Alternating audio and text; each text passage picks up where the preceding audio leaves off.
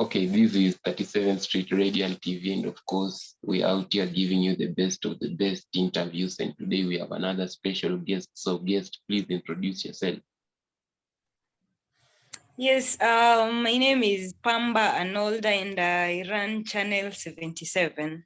Yes. That's all.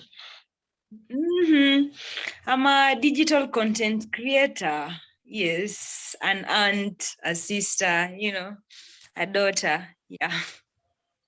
Of course, guys know you from YouTube, and I just want to know, like, when did you start your YouTube channel and the inspiration behind that? How did you decide to start a YouTube channel? It was started. It was around early last year, so we are about a year now. That was late February, early March, late February. Yeah, I mean, I was doing some other job by then, and I was all at home. People were working at home. You remember the pandemic? So Yeah. doing the usual 9 to 5 job, and I wanted to do something more, like to do something else, a bit more apart from just the 9 a.m. to 5 p.m. job. And I started researching and doing my own, to find out what else I can do apart from just being a data manager by then. And yeah, YouTube bumped onto me because I'm a social person. I wanted some social space where I can interact with different kinds of people, meet different kinds of people, and mostly the celebrated personalities. Yes. For you now, when you are starting out, like, how did you narrow down to the strategy of interviewing artists and visiting events? Because there are a lot of things that maybe you could do. Others do cooking, others do adventure. So, like, for you, how did you just come up with the idea of doing events and talking to artists? I think I can say I was inspired by, Vogue, the Vogue magazine. Yeah. Right? Yeah. Yeah. Because Vogue does the 73 questions with the celebrities, the likes of Kina Ellie Bieber, like Bieber's wife, or Selena Gomez, and the likes. So they do 73 questions. And I was like, it was an interesting concept because, working from home, it's either you're listening to music as you're working, or either you're just watching something in the background and all that. And I used to love putting on 73 questions with Vogue. I love how random it was, not planned, and it was just spontaneous and rehearsed and all that. And it's done in a single shot, 73 questions. And I just plucked it from there and wanted to now change it a bit, add 4 more questions onto the 73 questions. It's a bit different, and that's why I loved it, being that the normal interviews where we just finding out what's your name, like what are you doing, what do you plan to do next, what are you working on currently, what are the next projects, a comment on the trending issue, or that's the normal interviews that we do here in Kenya for the celebrities. So I wanted something more in terms of just allowing them in their own personal space to even answer other silly questions. I mean, what is the first thing you think of when you wake up? Let's hear Bien say what he thinks of first when he wakes up mostly, or the last thing he does when he goes to bed, or his favorite meal that Chiki prepares for him, just something that is out of the norm. And I was like, yeah, I love this concept. Let me go for it.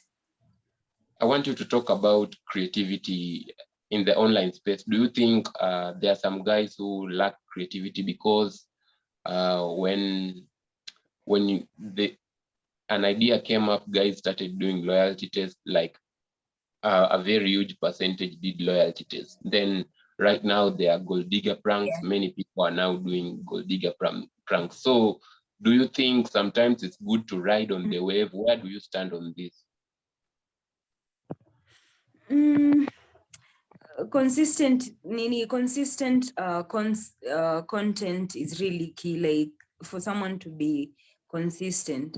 Obviously, human beings are different and people are just different.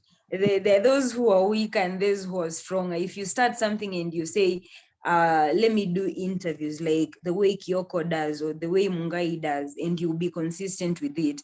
And there are those who are stronger and firm to stand in what they're doing. And there are those who will be a bit weaker and say, Pluto is doing loyalty test. It's moving. Comrade Flavor is moving. I need to start loyalty test as well. And there are those who are just strong and people have faith. You even remember in the Bible, and there are different types of faith to begin with. There are those that are just, weak, and there's strong, and there's just like none at all. So people are different. People, by creativity is a bit tricky. People are not usually coming up with just different concepts yenye mtu hafanyi peke yake. So most people will want to jump onto something that they've seen it's working for someone else. They know maybe it might work, be it loyalty test or the pranks. But it's also good to be diverse. You never know.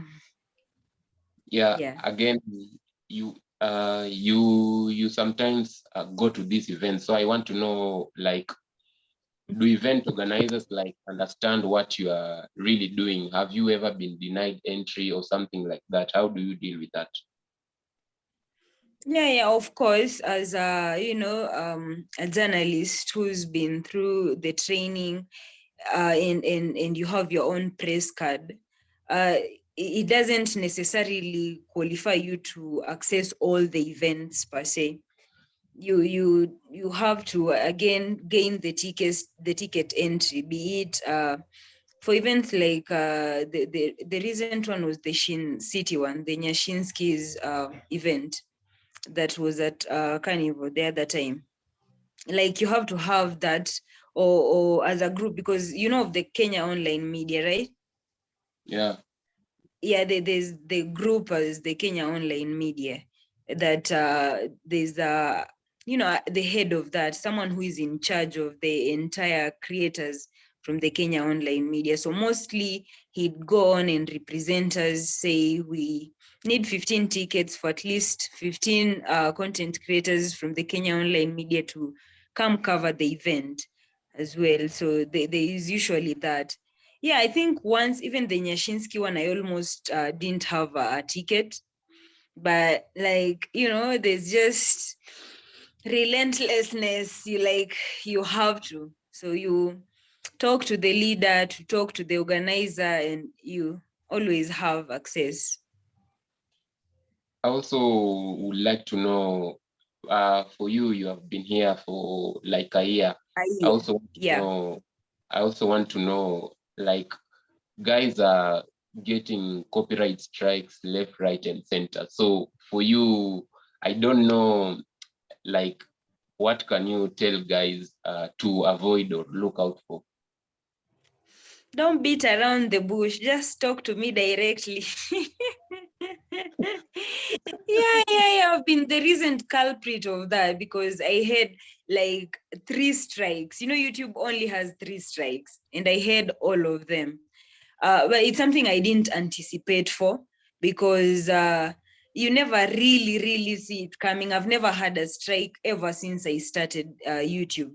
In the platform itself, I never had a strike, but it just occurred that I had one strike from the wannabe celebrity, the cloud chaser that we all know, Vincent Mboya. But it's not necessarily that I took his video, because I don't really understand or even know how he operates. I can't say I understand his modus operandi, because if we are going to oppress, in this scenario, it was the Pluto, and we were doing a press. The only interviewee is Pluto. So many people are shooting, we are asking questions. So many people have access to the video who are there. So if he uploads first and is the first to upload, he's in the will to strike anyone whatsoever who has the same video. And that's what he did. I was not the only one. He went on and gave all the rest who were there, most of them, strikes. because he kind of uploaded fast. So I heard that and attended Nyashinsky's event. And also Nyashinsky decided that my team, please issue 2 other strikes with Channel 77. So it was actually blocked for some days, about 4 or 5 days, that I couldn't even upload, because if you have 3 strikes, you have no access to upload videos. It says too many strikes because 3 is the maximum strikes. But mostly it was because of the background music. If I'm the one who is recording the video, it's my camera, I'm recording a video. There is so much to cover in the event, even the reactions of what fans are doing, how they're responding, also singing along and all that. But there's always a way that their music will find their way into your video, and there's always a way to remove them. But in this sense, I was still there. I had just come from Kitengela to cover David Moyer's birthday. So I was still editing David Moyer's video to upload it. No time really to sit down, start checking out Nyashinsky's music in my video. So just uploaded them. Yeah, little did I know. But mostly it's just to avoid the music whenever you're covering the events. But mostly it depends. I've covered for so many other artists and events, and it's usually like a copyright claim. It's a claim, they claim their music. This is my, I have the copyrights. So you just, go on and remove them. But this was a strike. I can't remove strike on my own. I have to go on and plead for Nyashinsky's team to remove it, or now keep on sending counter notifications for YouTube to go on ahead and remove it on their own. And that's what worked for me, because I had tried so much to try find Nyashinsky's team, emailing them, all the emails that I could see, the booking, the music, the personal emails, DMs and all that, but it didn't work. So mostly it was filing the counter notification that worked. So I can say currently I have only one strike that the counter notification is still being reviewed. It was forwarded, so that was a bit safe. So I can say mostly is to avoid the music. But most artists, even the international artists, the likes of Kina Conscience or Ruga, will give you a claim that you automatically remove even on YouTube itself. You don't have to, suffer so much. Yeah. There's another issue, and this is not necessarily to YouTubers, but to artists, where they buy views. So is this true that people buy views? If you buy views, do you get paid? How does that go? I don't think it really works. I don't think it's necessary at all, but people can buy to, just push or support their music if they're releasing a video, just to be seen out there that it's moving, it's really moved, but you don't really earn from that. If you've chucked your own money, say 20,000 to get 10,000 views, automatically it's just something that is just put there.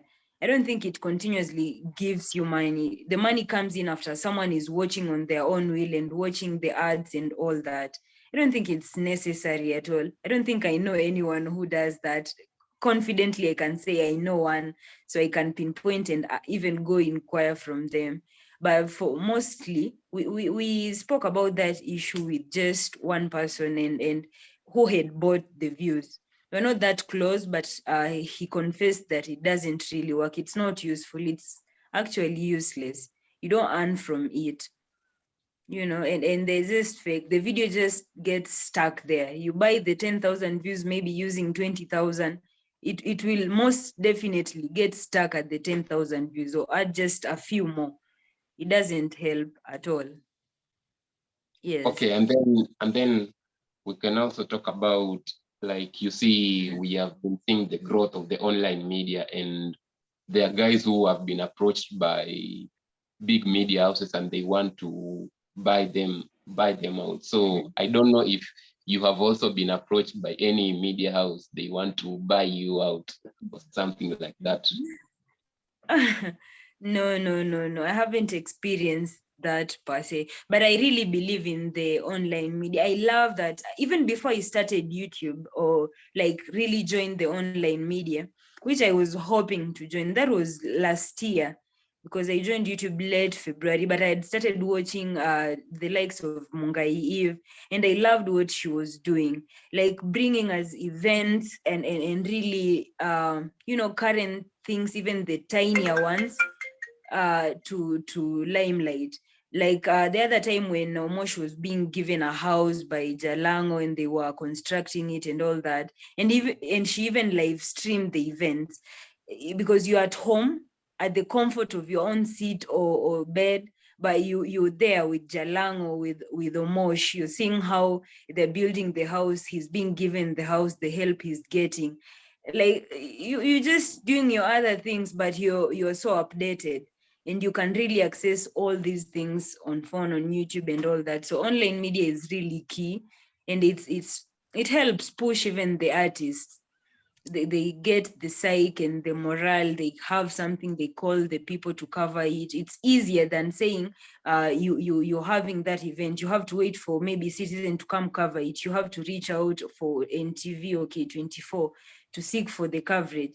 For online media, which also has the fan base and the views, it's really key. We don't have to be bought out.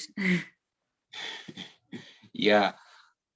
And then there's another thing that I would also like to ask you. From when you started your YouTube, I don't know if you can talk about maybe your achievements, something that your YouTube channel has helped you achieve. Maybe you got a check that you are so happy about. Maybe you got an opportunity that you are so happy about. You can talk about that. Yeah. I told you before, I started off now 77 questions with the celebrities and covering the events as well, of which even nowadays I do politics, just trying to be diverse. It's a political year and all that. I want to just update the political fans on Channel 77 to also follow that through Channel 77. I'd done my research and I was like, what can I do before I settled on this? And I was like, I'm usually an adventurous person, so I can say mostly Channel 77 has made me travel like all over the country. You could be in Kisii today, tomorrow you're covering an event in Nakuru, Mombasa, you're in Nairobi, and the other time you're in Busia and all that, and meeting different people, like networks that really build relationships that will last for a very long time. Like the contacts that I have, the people I can call, just you can leverage for some of the things, and like it's a beautiful space. In terms of financial, we can say, of course, yeah, it has brought in some small chums that you can say I was able to buy my own camera, buy the necessary things that I need, be the tripod stands, the mics and all that, things to just help me cover the events and record my own things in a more comfortable way. And meeting the celebrated personality is really something, getting to their own space and finding out more. Kwani, who are they? What do they have? What do they do? What did they do to get here and all that, which really helps you open up your mind and all that. Yeah. As we are finishing up, I want you to talk to guys who are starting out. Generally, just youths, maybe they're trying to set up a business, they're trying to do YouTube. What can you tell them? Oh, mostly I'd say the consistency, and yes, creativity, trying to look out for something that is different, something that most people are not doing, or even just something that stands out, and they consistently work on it. I'd love to put it in Vinny Baite's words, that if you really believe in something and you start something and you consistently work on it for like 6 months, believe you me, that something will really work out for you. And it does for most people. Getting to 16,000 subscribers, almost 17,000, is not like something so easy, but you have to consistently believe in yourself, keep pushing. Even if you are seeing, tiny progress, it matters. Yes. And maybe for entrepreneurs, keep going. Entrepreneurship is really not a piece of cake. It's not a walk in the park, and you have to shamelessly put yourself out there, market your brand, keep pushing on it. There's a quote that says that if you don't market yourself shamelessly, you won't make money endlessly. You have to really go shamelessly, make money endlessly. Yeah. Yeah, thank you so much for your time. I'm very grateful. Yeah, it's okay. It's all right.